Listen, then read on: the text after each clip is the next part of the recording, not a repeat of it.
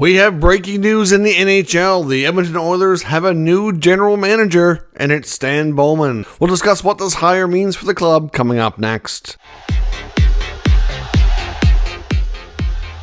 So welcome back to another video here at Top Shelf Hockey. As I mentioned, we have some pretty important breaking news this morning here in the NHL. Sportsnet insider Elliotte Friedman has just reported in the last few minutes here that the Edmonton Oilers are set to hire Stan Bowman to be the team's next general manager. Of course, we know Ken Holland, the team's previous general manager, had come to a mutually agreed upon decision at the end of his contract not to renew the contract with the Edmonton Oilers, and that he would be moving on. Some speculation he may retire or he may seek opportunities elsewhere. It's hard to difficult to kind of pin down what Holland's going to do. All we know is that his time in Edmonton has come to a close. CEO of the team, Jeff Jackson, was kind of looking after interim duties, if you will, while searching for the next GM. There was some speculation that Bowman was on their radar and could be one of the prime leaders to be the next GM, and that appears to be the case. There is expected to be a press conference from introduction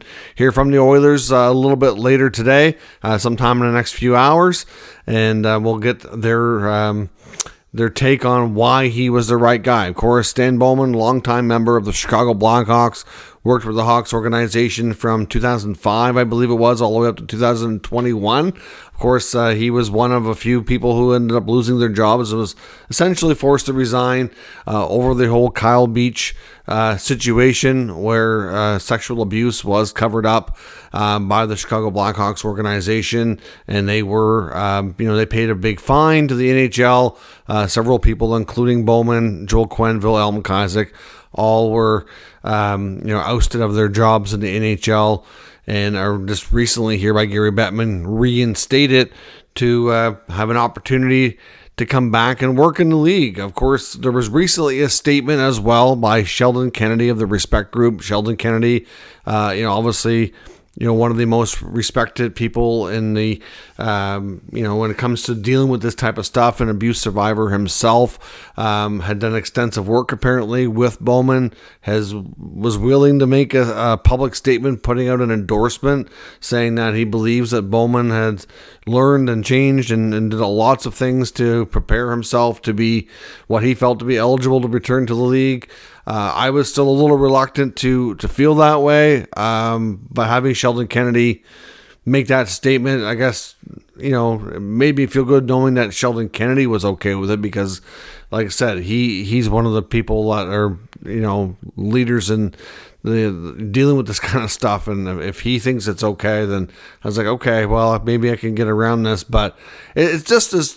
I honestly don't know that the Oilers need the PR that's going to come with this, but they've proven in the past that they are not afraid to bring in people to their organization that might have a tainted past or a controversial reputation or whatnot, and able to integrate these people into the organization and not be an issue and work out. I mean, we've seen Evander Kane, when he became an Edmonton Oiler, there was a lot of negativity around Kane and his departure from the San Jose Sharks, but they brought him in, and so far so good.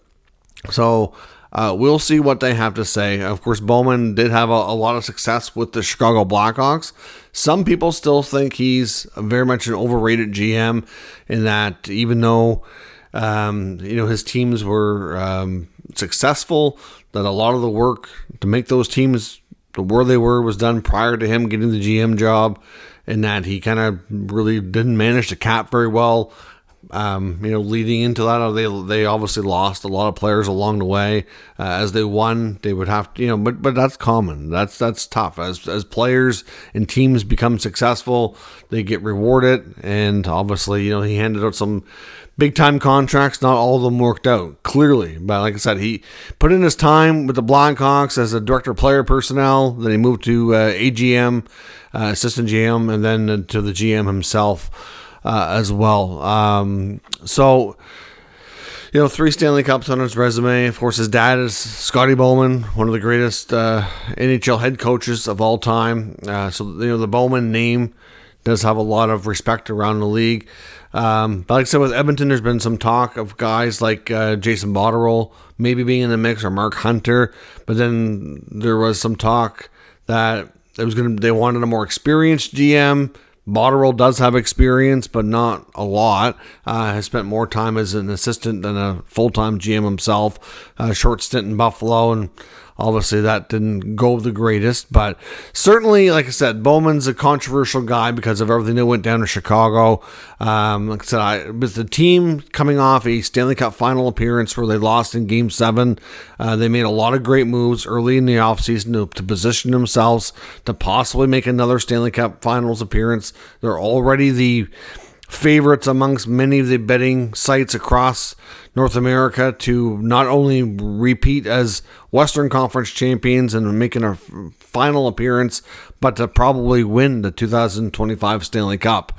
Like I said, if you're going to go put a bet right now, they are the team with the best odds, according to many betting sites. So, they're well positioned, but like it's just like some people are going to obviously have a difficult time accepting this. I'm still not the most comfortable with it, knowing what all went down in Chicago. I mean, obviously, there's a lot of reports that were released, a lot of details, and the Blackhawks organization greatly failed Kyle Beach. There's another pending lawsuit, if I'm not mistaken, as well, with another unnamed player that went through something similar. So, it just, I don't know. I'll be real curious to see what Jeff Jackson and Oilers brass have to say about Bowman.